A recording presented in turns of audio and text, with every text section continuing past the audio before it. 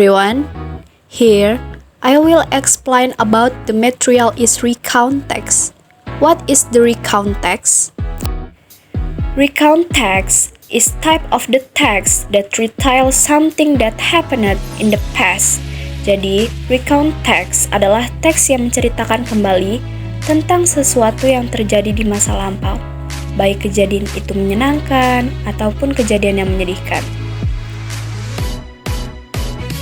Kejadian yang menyenangkan seperti go to holiday, at the zoo, watching the concert. Adapun kejadian yang menyedihkan seperti waktu kecil kalian jatuh dari sepeda. So, the story that you experience in the past is called recount text. There are several types in recount text. The first is personal recount, adalah teks recount yang menceritakan pengalaman pribadi penulis. Contohnya seperti vacation in Jogja, trip to the mountain. The second is factual recount, adalah teks recount yang menyajikan laporan peristiwa yang benar-benar terjadi. Contohnya seperti train accident. The third is biographical recount, adalah teks recount yang menceritakan kisah hidup seseorang. For the example, like his biography, Ki Hajar Dewantara. The last is imaginative recount, adalah teks recount yang menyajikan cerita imajinatif berdasarkan kejadian yang telah terjadi. For the example, like you had a dream, then you told your dream, so that's called imaginative recount. Next, ada purpose, yang artinya tujuan dari recount text, yaitu to inform the readers about event or experience in the past. Jadi, tujuan dari recount text yaitu untuk menginformasikan atau menceritakan kembali kepada pembaca tentang kejadian atau pengalaman yang terjadi di waktu lampau. Next, ada generic structure in the recount text. The first is orientation is an introduction of information about who, where, and when the incident occurred. For the example, holiday in New Zealand. Last month, JK and his friend spent their holiday in Roy's Peak. Nah, di situ ada kata last month yang berarti kapan itu terjadi. Dan ada kata JK and his friend. Siapa sih yang pergi liburan? Dan ada kata Roy's Peak yang berarti mereka ngapain aja sih di Roy's Peak, yang tempatnya di New Zealand, yang ada kapan, ada siapa, dan ada di mana di paragraf pertama, maka ini adalah orientation-nya. The second is event. Is a series of event is the story. Mereka ngapain aja nih di Roy's Peak? Yang pertama, dia makan-makan, memancing, masak, bermain gitar.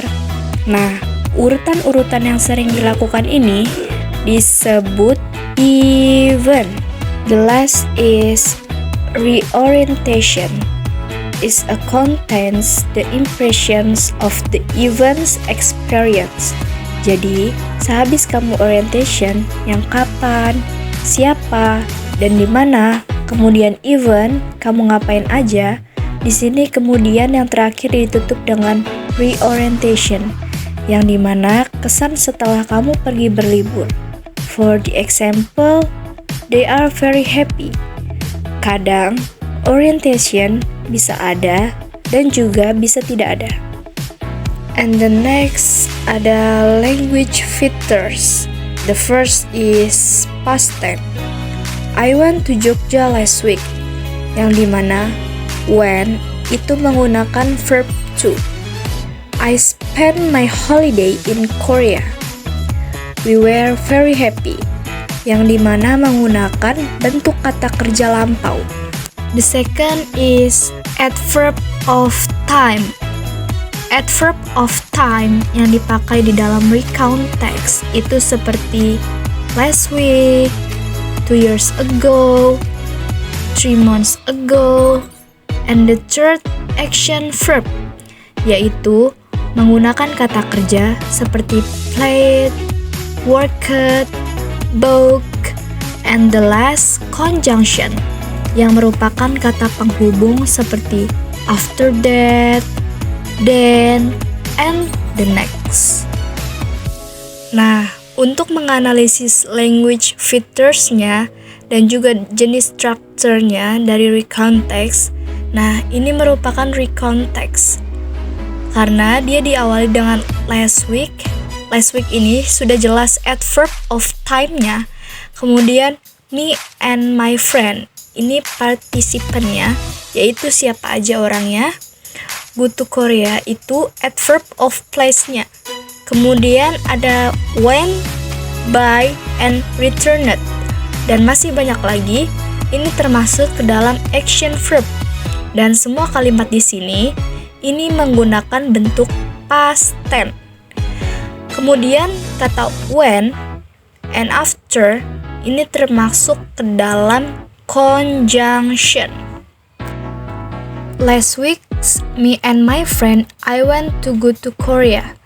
Nah, kalimat pertama ini sudah termaksud ke dalam orientation karena terdapat when, who, and where, dan kemudian di paragraf kedua dan seterusnya ini termaksud ke dalam event karena isi dari cerita tersebut. Kemudian di paragraf terakhir ini ada kesannya yaitu very happy, yang berarti ini termaksud ke bagian akhir yaitu reorientation. Okay, that's the presentation. I hope you can understand and whether it can be useful for you. See you!